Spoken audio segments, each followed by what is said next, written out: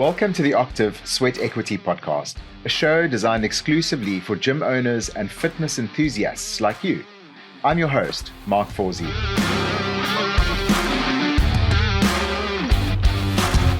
Today I have the pleasure of chatting to Daniel Webster, who runs Aphobos CrossFit in the UK with his partner Gemma.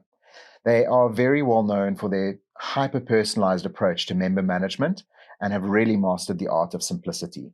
I'm excited to find out more from Danny today. Dan, just to give everyone a bit of context, you are based at CrossFit Aphobos, and we met in December in the UK, just out of London.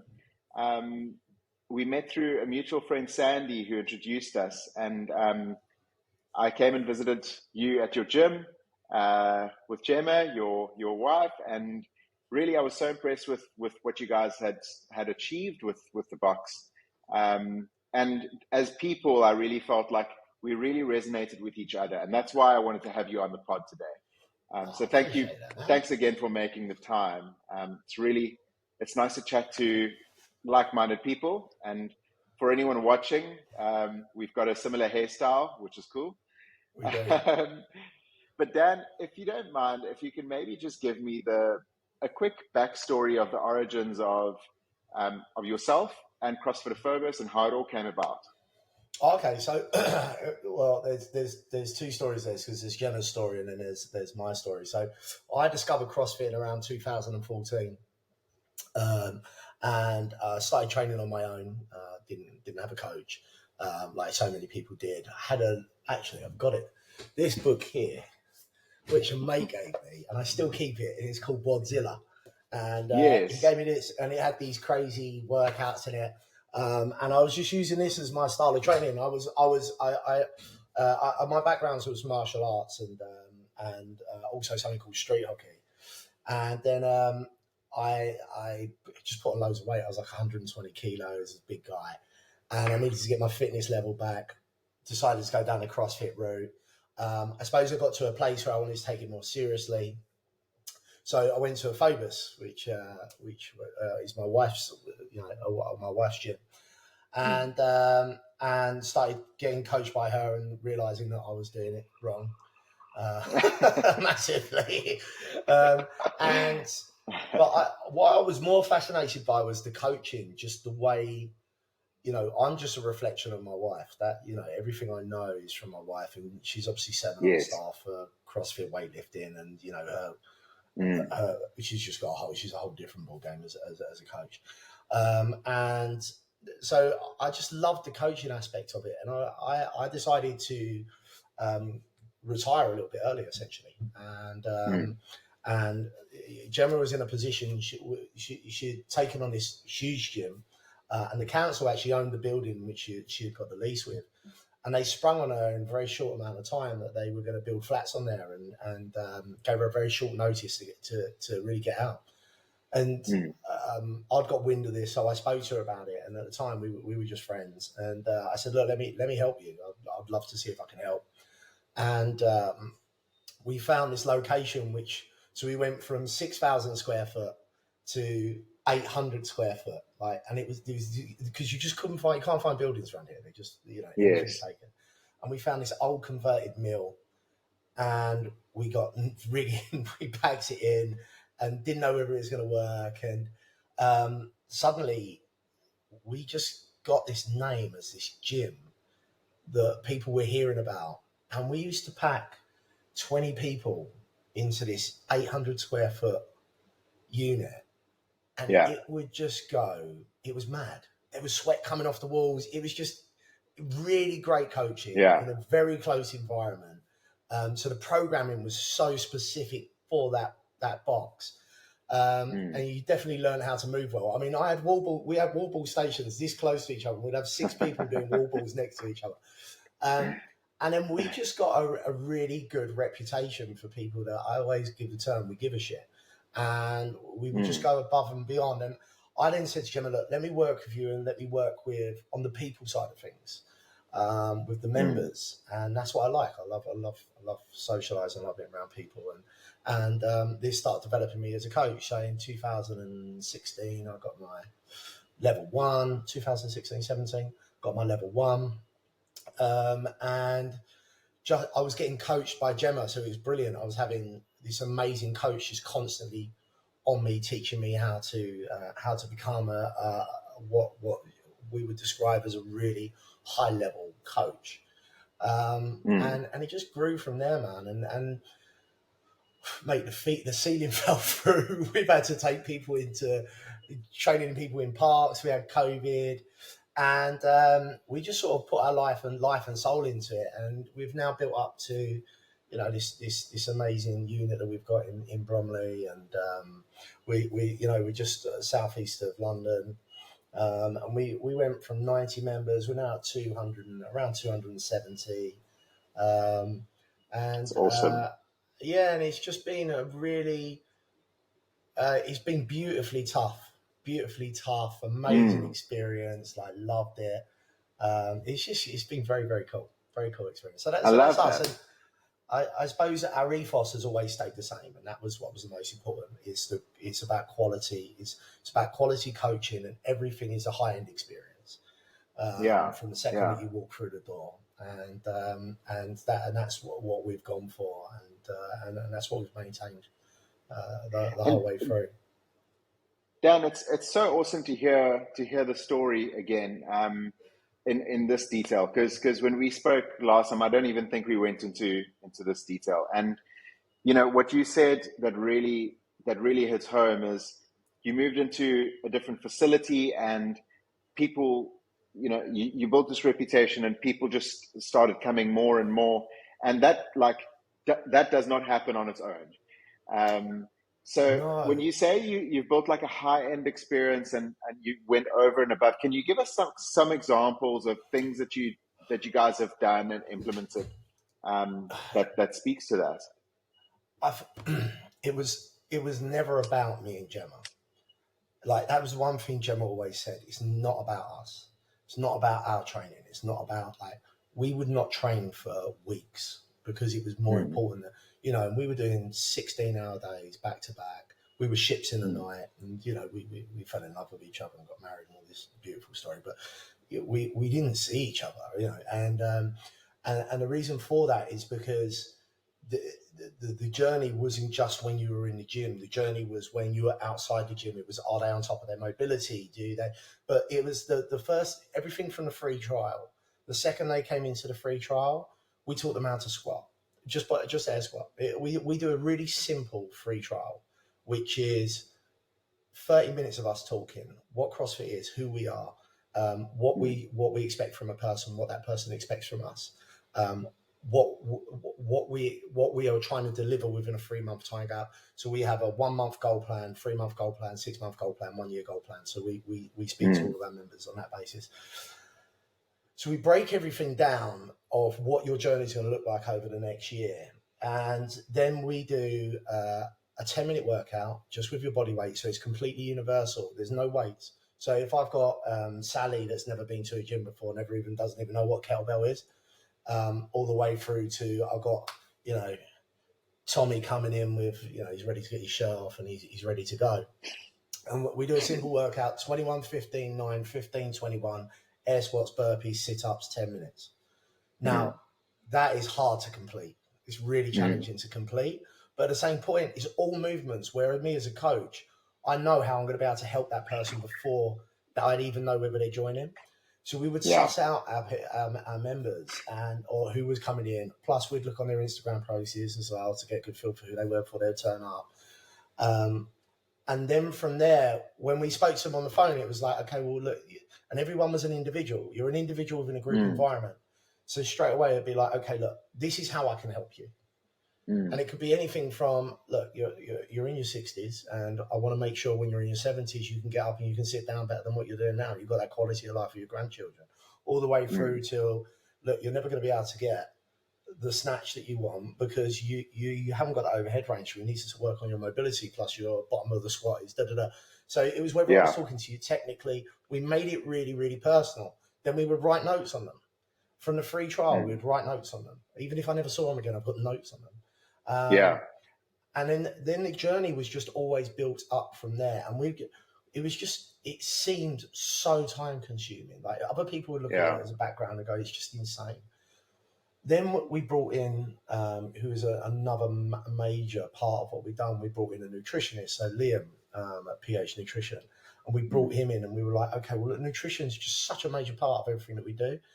And we would add that into part of the membership. And it was just, our job was to take care of you. That was our job. Yeah. Right? It wasn't just about, it was like, when it comes to fitness and your health, you're my responsibility. You're accountable, but you're my responsibility. Yeah. And people just like that.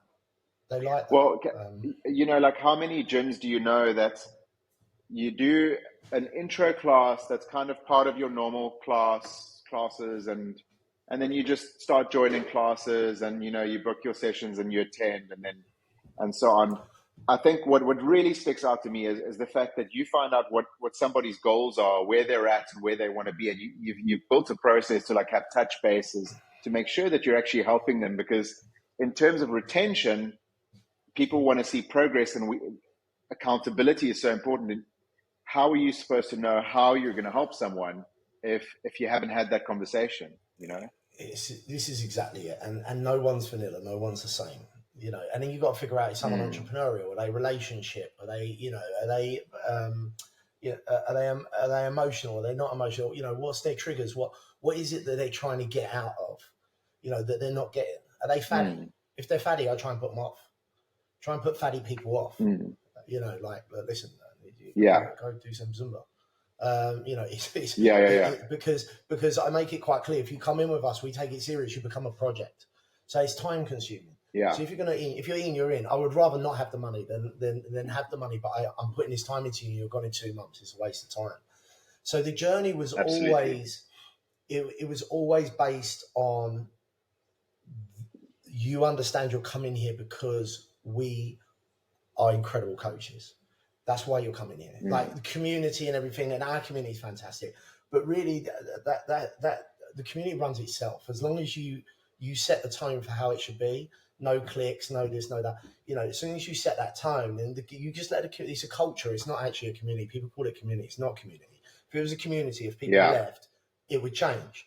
But it's not. It's a culture because people leave and it remains the same. So it's a culture. So once that culture's set, you don't really need to focus on that anymore because the members run that for you. So it was all about the second that you join, then you do the fundamentals with us, and then we learn more about you. And more and more and more. Then we pack your nutrition in there. And now we've got a journey for you. And then on our first month's meeting, I've got, okay, so what do you want out of? Because no one really knows what CrossFit is when they turn up here anyway. They haven't got a clue. Yeah. I mean, they haven't really. And they still don't know until they do a CrossFit class. So me setting goals with you when you first come with me are going to be completely different in a month. That's why that first month's so important. And I'm like, I just want you to turn up. That's all you do. You turn up. If they're not in the gym after 3 days, I call them up. Where are you? Cool. Come in. Let's book you in. So we got that. First, we'll get that consistency. Then after a month, it's like, okay, well, tell me what you're enjoying. I love that swingy thing on the bar. Oh, the kipping. Yeah, I love that. I love that swingy thing. All right, cool. All right, well, we can focus more on that. And I want to learn that thing where the bar goes up above your head. All right, cool. Well, that's a journey that we do later. We don't do Olympic lifting with you for 3 months. And it's just keeping everybody like, just slow it down. And that's the first bit, is just slow it down, slow it down, slow it down. Scale. How am I scaling this? Why do I have a ball under my bum? Why have I got plates under my heels? Why do I, you know, and getting everything in place. And then you go, all right, now we've fixed these issues. We understand where we're at. And now they start to really pile a journey up. And that takes 3 months. Suddenly they haven't even started. You know, and that's how you get that longevity for a member. You can't do weightlifting here for 3 months. There's no way I'm going to teach you to catch a bar above your head if you can't do a strict press and lock your arm out here. So I'm not going to take your money and teach you how to do it. It's a waste of money. Yeah, and it's also something that, like, you know, sometimes in certain ways, CrossFit can get a bad rap because coaches don't focus on those things and they don't worry about those things. So members start snatching heavier weights or deadlifting heavy way too soon, and then there's injuries, and that can obviously do more harm than good. So Dan, when I visited you last year, something that really stuck out to me was the fact that you guys only have two membership packages on offer. And I Yeah. found that really beautiful because, like, we see so many gyms that have like 10, 15 different packages for seniors and students, and twice a week and 3 times a week and 5 session packs. And I think it's so beautiful that it's simple. Can you just talk me through the thought process behind that? I think keeping it simple is the most important thing. So we had trialed and errored things, right? But we came up with two packages: standard membership, so that's your 14 sessions a month, right? And an all-in membership. They're a natural transition from one to the other. What we discovered, really, the minimum for you to get the results that you need to out of CrossFit and not do anything else would be 14 sessions. So it's like 3 1 week for the other. And the nice thing is, if you look at masters training, a masters athlete, the perfect masters athlete, 4 days on, 3 days off. That's the perfect sort of what CrossFit would define as the perfect sort of training regime. So we had our 14 sessions, but as I mentioned earlier, we don't teach weightlifting for the first 3 months. Weightlifting is something that is really big with us. We're all burdened up level 2 coaches, Gemma's weightlifting seminar staff. So it's a real important part of CrossFit for us. But we don't do it too quickly because it's important that you can get into the shapes that's required of you. So what we then do is something called a second fundamentals. And the reason why I'm talking about that is because we then have something, once you pass your second fundamentals, you can start Olympic lifting in classes. Now, to improve your Olympic lifting and to improve your gymnastics, most people do something called open gym. We don't believe in open gym. You're coming to us because you want to be programmed by us, you want to be coached by us. Open gym opens the opportunity for clicks, in my opinion. But plus, you're going to always have that person that turns up with a weighted vest on, ready to do Murph. This is true, right? So there was no, and it opens things up for. So the idea is that we keep it to the level of what you would expect from us if we were coaching a class. So we do something called skill and strength classes where we would do a 20-minute warm-up, and it would either be, right, we're working on gymnastics, push, pull, or lever, or we're working on weightlifting. So you have weightlifting, skill and strength, gymnastics, skill and strength, which is either your weightlifting, which is open, or then you have your weightlifting classes, which are programmed by me and then coached by me for a class. But with the skill and strength classes, what it means is we do 20 minutes getting you ready, talking you through your scaling options of where you're at and where you're trying to get to. And then you've got 40 minutes of running on your own, but the coach is in the background coaching you. Now, the reason why I say that is because what that means is that's naturally the area that you want to go into. So now suddenly, if you want to get your 3 sessions 1 week, 4 sessions another, is cutting into your classes. So then you're naturally going to upgrade to the all-in membership. But I think you need to be ready to do that. So we keep it simple. There's 2 memberships. You're either all in or we're building you up to go to all in. And that's how we look at it. Yes. And I think giving people too many options is confusing. Well, they don't know. You tell me, what am I supposed Absolutely. to do? It's 100%. It's that simple. But if I get someone that's good in, like, I'm like, okay, look, listen, you move well, you'll be all right. Then I say to them, this get you on the all-in. It's the best place. And they will. They just go, okay, all right, fine. Unless there's a financial issue. They will go, okay, well, if that's what you're telling me to do, then do it. And if I've got someone like, John, and he's in his 60s and, he's taking a year just to walk through the door, I want to throw him in all-in. Let's get you in standard. This builds you up and come and enjoy yourself. 100%. And so just on the topic of simplicity, because I really like, that was the one thing, it was one of the things that really stuck out to me because, some very successful gyms that we work with have so many packages, and what that causes is it causes actual administration overhead, because when you're running your month end and your payments and your financial reporting, you've got like 50 different packages. You need to decide which are working and which are not. Are we doing a price increase on this one or that one? So it can become really complex, like unnecessarily. I really like that. In terms of, you explained how when a member joins, from day one, you've kind of you keep notes on them and you record their goals and you set up Yeah. like touch points with them along the way. How do you? It's obviously a lot of work. Have you done anything to simplify this to make it actually easily manageable? So look, we obviously your platform's fantastic. It's great. So we use your platform to that's where we really find Octiv comes into play for us, right? So everything is on Octiv that is relevant for the member to see. So let's say, for example, we want the member to know that we're seeing things in the background, and then I call them up and say, look, we're going to take your scaling. So usually if you're squatting to 2 plates and a ball, that we're going to take a plate away. I want to put that on your Octiv so you understand that's there because all your scaling options are on there. So we work, we use Octiv on that platform. And for anyone that's got any injuries, niggles, rehabilitation, so we have a whole rehabilitation thing here. One of our coaches is incredible, mobility and rehab. Praise, he's an ex-physio. So we use him and we use Octiv for that. Then we use Trello for the coaches. And Trello has got every single member on it. And we have 3 meetings a week, all the coaches together, about every single member.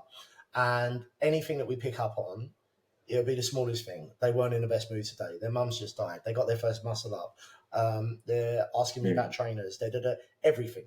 Like every coach, because all my coaches are full time. So this is what they do. So they anything, any small thing that we think is tiny, anything that we think is big, we put it on Trello. Every coach sees it, and then we discuss it on the Monday. It's awesome. About where we're going with it. So it's not actually that hard, as long as you're on top of it there and then, you know. Or 100%. they'll text Kat, who's our VA, and go, Kat, can you put in Trello on so-and-so, voice message her, and just go, can you put in Trello on for so-and-so? John fell off his bike yesterday. We're just working him just on a rehab basis. Bang. And then she'll put it on Trello. All the coaches then see it. So that, you know, as long as you're on top of it, it actually works really smooth. And it's part of the role of the coach. So I think that's an important part. Can I just say something? Because you were talking about the packages, like people that have other packages. I think gyms are very busy trying to keep everyone happy. Yeah. And the thing is, then you're not keeping anyone happy. And I think you got to go, look, how many houses are from here to there? There's loads of them.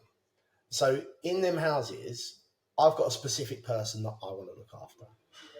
Now, and so, now we're going to have some high rocks days, and we're going to have these days, and we're going to have that day, and this is when the comp class is, and this is when, okay, we'll find that. But you can't keep everyone happy. Keep keep what it is you do right, and keep it simple, and then they're the people you're going to get. Not everyone's going to join. It's cool, but then let them go to where they're going to go to and where it fits for them. But if you keep the packages simple, then they're going to get the most out of you.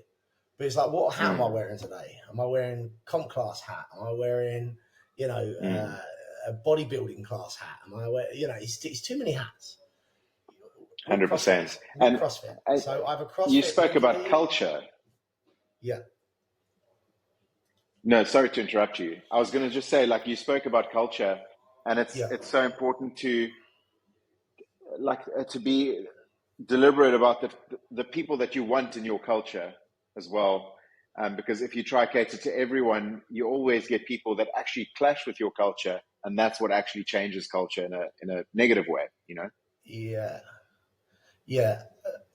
You've hit the nail on the head, is that don't let it in. Don't let it in.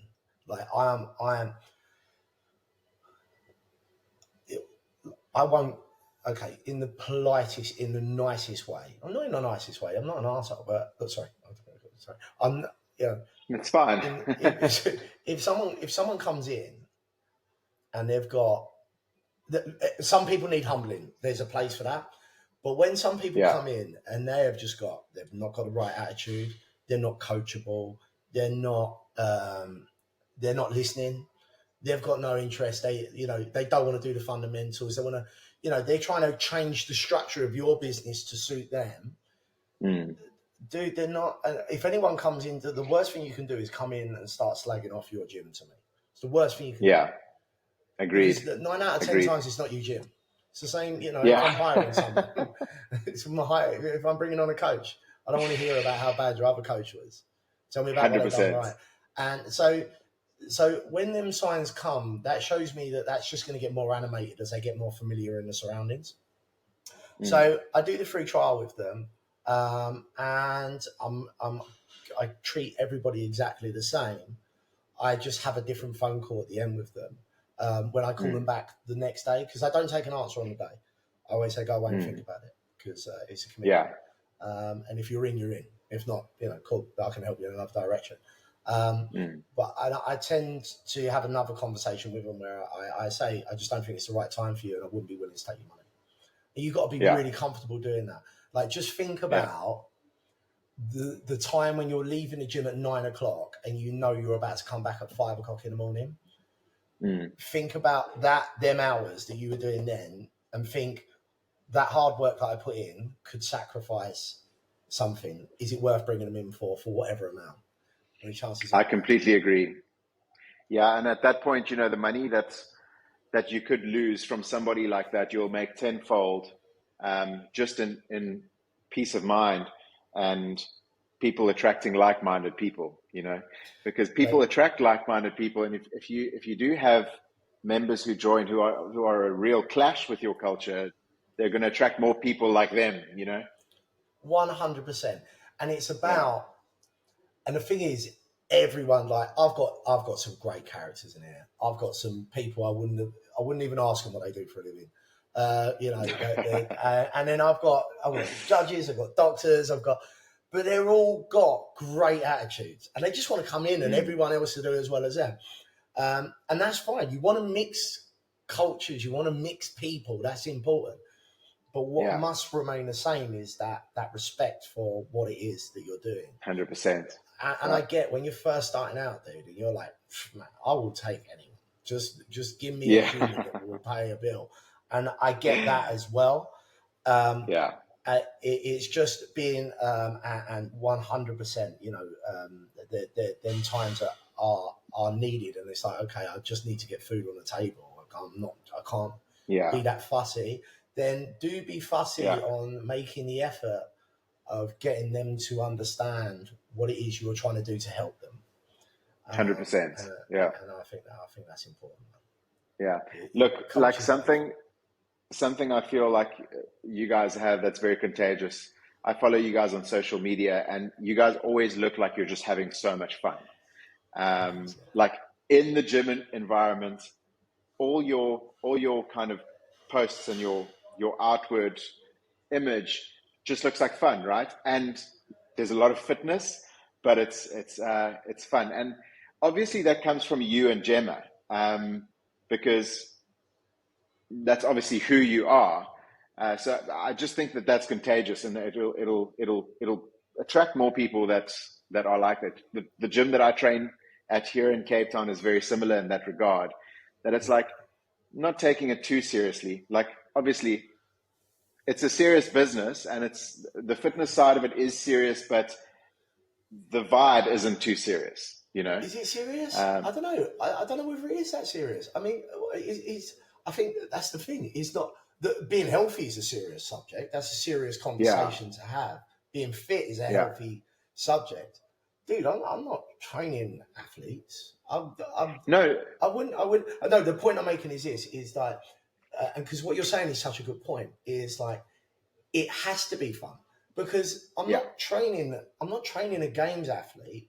I've got a couple of people think they might be, but I'm not training a games athlete. If you're working 9 to 5 in Bank of America, you're not an athlete, right? And I can't cater for you 5 hours a day anyway. I don't do that membership. So if you're coming here because you want to leave here with a smile. You want to learn how to move properly. You want to know the person that's watching you gives a shit, and they want you to move well, and they're going to show you how to move well. But God, man, if you're not laughing, honestly, it is like you complete, and it should be like an old sports club, like in the 80s. I don't know where I remember this. And this is how I always envision things. Like in the 80s, you used to like the guys would go to their squash clubs and the women would go to their step aerobics and Jane Fonda. But they had these unreal communities that don't exist anymore. Like they're just soulless gyms. And then they don't exist anymore. And it should be like you come in, you can have a laugh. You can laugh. You should be able to go like, I can easily turn around to a member really comfortably and go, I don't know what's going on with you today. You're broken. What is going on? And just having a laugh about it, go, right, come on, let's strip it back, let's go again. You should, and that takes the pressure off of them as well. Of course. It is. What I meant when I said serious is you can, if you listen to this conversation from the beginning, you guys are very serious about what you're building. It's very deliberate, it's well thought out, it's not haphazard, and so on. So I think that's what I meant about like this is a serious business in terms of like we're not messing around. Like we know exactly what we're doing. But we're not taking ourselves too seriously in doing it. No, I think you've hit the nail on the head. It's a perfect way. No, you're right. It's a perfect way of putting it. It's like, and also my coaches we all do big hours. Like most of our friends, people here at the gym, if you've got people in here and you're taking a class and no one's talking, it's like, come on. 100%. Because you need that release with people to come in as well, Speaking of that, Dan, obviously with anything really, when you turn something that you're passionate about into a career, there's the potential for you to become less passionate about it because it becomes like a job, right? So with regards to fitness, how do you keep yourself motivated to train? Like, do you have to make an effort to make sure that like you're not letting the ball drop, or does it kind of just come naturally?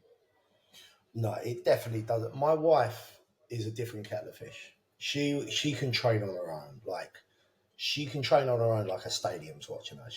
She's got more grit than a Coleman's eye. Unbelievable. Yeah. I'm not that guy. Dude, I am not that guy at all. And I think what it comes down to is I love CrossFit. CrossFit is class based. That CrossFit is a class base. So I follow our program and I train in a class. And the thing is, right, is that it's you're not always gonna have you're not always you're not 30% of the time you're gonna be highly motivated. 35% of the time you're going to be like, okay, I'm here. And then the other 35% of the time, you're going to be like, man, I'm tired. I don't feel like this. There. Do you know what? Just get in a class. That's kind of what I'll do. I won't train on my own. I don't train on my own. I find it boring. I just put myself in a class. And it's understanding that not every day is going to be, when them days are there, then enjoy them. But just remember the feeling afterwards. But I don't think people should be so hard on themselves. But I think the other thing is as well is people understanding. In my opinion, if you're a gym owner, I would like to argue that you're never going to be a great competitive athlete. And if you're a great competitive athlete that owns a gym, you're never going to have a great gym. I completely agree, because it comes down to priority. Like being a competitive athlete is a full-time gig. So like, am I going to focus on that? Which is quite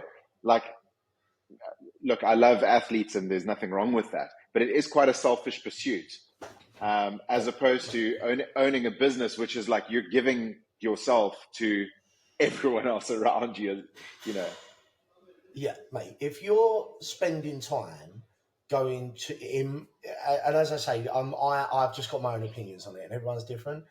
If you're at Wada Plaza and your members are here, dude, you're wrong. You're wrong. You need to be here. You don't need to be at a comp. What are you getting from that comp? There is nothing that you're providing your members from that comp apart from your members going, you're at Wada. You're not. There's nothing from it. So if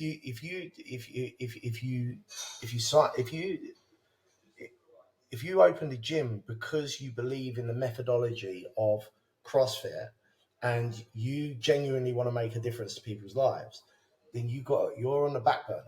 So therefore, the second that you realize that, the second you can enjoy your training and you become a little bit more motivated. And it's nice to hit your 1RMs, it's nice to work on, but you're going to be very, very demotivated all of the time if you're expecting to be a competitive. And I'm not talking games competition.